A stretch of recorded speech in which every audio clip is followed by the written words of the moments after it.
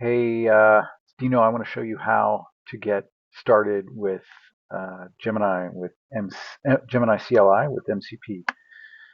So we could start Gemini regardless of how you have it installed. You've got a way to start it up. For me, it's just typing Gemini. Then I can hit Control C, and I can see the kind of tools that Control T. I can see the kind of tools that I have, MCPs that I have installed. Or /MCP list, and there are none. So I'm going to quit. I'm going to open my editor, and I'm going into my home directory, .gemini, that directory, and there's a settings file.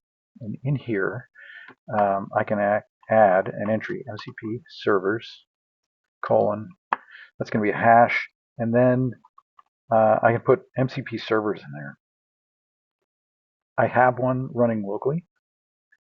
It's a HTTP accessible MCP server running at this port, implemented in Python. It wraps some other network APIs.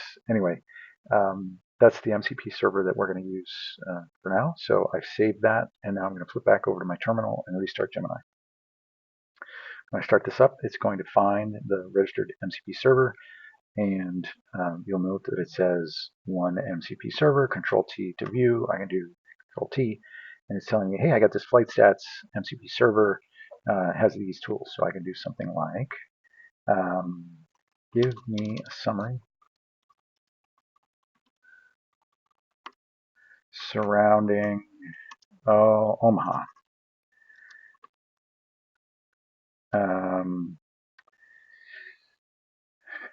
Tallied by airline.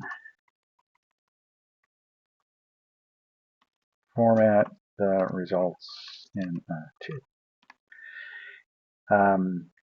And Gemini CLI should be able to resolve that. It can't answer this prompt with just the LLM, so it's going to have to use the available tools. And I suppose what we're going to see next is a request for authorization to use the tools that are available. And it's going to say, hey, seems like we can answer that question if you let us run this tool. And I'm going to say yes. First thing it's doing is resolving the place, Omaha, Nebraska, to a latitude and longitude. It actually uses the OpenSky API. This MCP server uses the OpenSky API to get flight activity, but it needs a latitude-longitude pair in order to do that. So first thing it's got to do is resolve the place to latitude-longitude. Then it does the query on the flights, and then gets the update. You can see all the progress here. That's just a bunch of JSON. Then it's resolving each one of those flights, the prefix on the call sign to some sort of airline, so that it can produce this table. And it says, yep, there's 16 United Airlines flights, 11, and so on. There's your table. So that's Gemini CLI with MCP servers. Bring your own MCP server, get one off the interwebs, and you can use it too. That's it.